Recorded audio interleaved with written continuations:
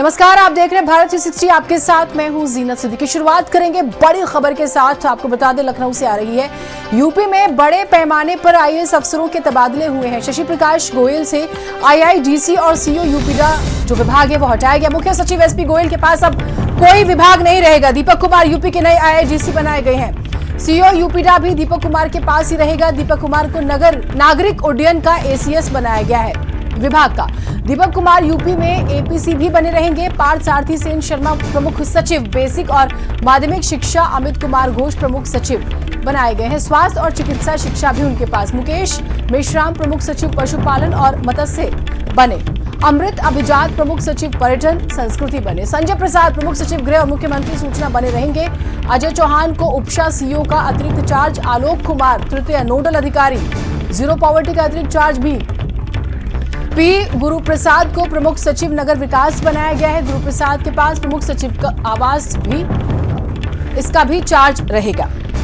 और state head हमारे साथ वीरेंद्र सिंह जी जुड़े हुए हैं। वीरेंद्र जी, जब इस तरह के बड़े नाम आते हैं तो लगता है कि क्या ये रूटीन चेंज है या इसके इनसाइड में कोई और स्टोरी है? आपका अपना एनालिसिस, ये जो नाम आप भी देख रहे हैं, डिटेल जरूर साझा कीजिएगा। देखिए, ये उत्तर प्रदेश में सबसे बड़े तबादले के तौर पर इसको देखा जाना चाहिए जी। ब्यूरोक्रेसी में इतने शीर्ष लेवल पर परिवर्तन बहुत कभी कई सालों में होता है जी। और आज जो एसपी गोयल उत्तर प्रदेश के मुख्य सचिव हैं, उन्होंने अपने सारे विभाग छोड़ दिए हैं, जिसमें वो आईआईडीसी के पद पर भी थे उत्तर प्रदेश में, यूपीडा के सीईओ पद पर भी थे और उपसा और पिकअप के चेयरमैन थे। वो सारे विभाग उन्होंने छोड़ दिए हैं और दीपक कुमार उत्तर प्रदेश के अब दूसरे सबसे ताकतवर अफसर के तौर पर जाने जाएंगे, क्योंकि वो एपीसी के साथ आईआईडीसी का भी उनको अब चार्ज दिया गया है। यानी कि वो कृषि उत्पादन आयुक्त थे और उनके पास अब औद्योगिक विकास आयुक्त का चार्ज आ गया है और सीईओ यूपीडा का भी चार्ज आ गया है, जो एक्सप्रेसवे बनाती है जी। वो बहुत महत्वपूर्ण अफसरों में सरकार के वो शुमार हो गए हैं।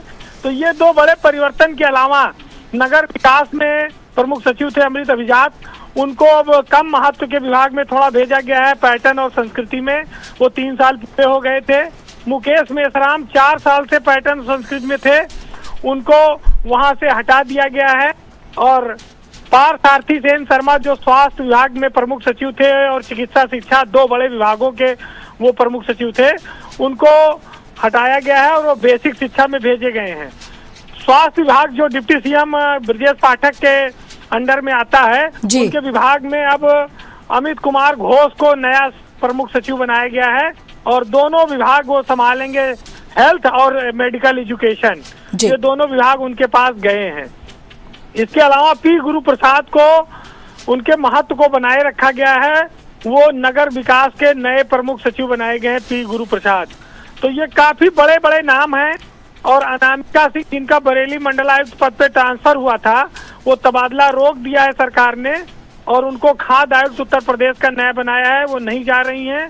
उनकी जगह पर भूपेंद्र चौधरी को बरेली का नया मंडलायुक्त बनाया गया है जी। आज के तबादले बहुत महत्वपूर्ण हैं, क्योंकि बहुत दिनों से इसकी प्रतीक्षा चल रही थी। यूपी सरकार में बहुत बड़े परिवर्तन के रूप में इसको आप देख सकते हैं। वीरेंद्र जी, एक नाम जो अभी अपनी जगह पर है, संजय प्रसाद प्रमुख सचिव गृह और मुख्यमंत्री सूचना बने रहेंगे, क्योंकि आपने बताया कि कुछ लोगों के कद थोड़े से जिम्मेदारियों में कमी की गई, कुछ की बढ़ाई गई। तो यहाँ पर संजय प्रसाद को लेकर आपका एनालिसिस? देखिए, संजय प्रसाद के पास प्रमुख सचिव मुख्यमंत्री का चार्ज था जी। और वो प्रमुख सचिव गृह भी हैं और सूचना विभाग के भी वो प्रमुख सचिव हैं जी। वो उनके पास प्रमुख सचिव नागरिक उड्डयन एसपी गोयल के हटने के बाद से था, तो बहुत ज्यादा काम का बोझ था, उसमें से उनके पास से नागरिक उड्डयन विभाग हट गया है। लेकिन गृह विभाग बहुत ताकतवर विभाग माना जाता है। पूरी पुलिस का कंट्रोल, जितने भी प्रकार के फोर्स प्रदेश में होते हैं, उसके वो मुखिया हैं। तो संजय प्रसाद इसके अलावा सूचना विभाग के भी मुखिया रहेंगे। तो एक बहुत डायनेमिक अफसर के तौर पर संजय प्रसाद ने जो अपनी पहचान बनाई है उत्तर प्रदेश में, 1995 बैच के आईएएस अफसर हैं। तो मुख्यमंत्री के अगल बगल जो देखे जाते हैं वो उनका अभी तक बरकरार रहेगा। वो गृह विभाग जैसे बहुत महत्वपूर्ण विभाग के प्रमुख सचिव बने हैं, रहेंगे। इसके अलावा वो मुख्यमंत्री कार्यालय में भी बने रहेंगे और सूचना भी उनके पास रहेगा। तो संजय प्रसाद का एक बहुत छोटा सा काम हटा है और वैसे भी उनके पास कई सारे विभाग थे जी। ठीक, एक सवाल मैं और चाहूंगी, आप उस पर और थोड़ा सा बताएंगे हमें इसका विश्लेषण। अमूमन जब इस तरह, क्योंकि आपने कहा बहुत बहुत रेयर होता है इस तरह के तबादले होते हैं, हम इलेक्शन ईयर में जाने वाले हैं उत्तर प्रदेश, हालांकि अधिकारियों का पॉलिटिक्स से डायरेक्ट लेना देना नहीं होता, क्या ये मान के चला जाए कि अब कुछ उस तरह की एक्सरसाइज शुरू हो गई है?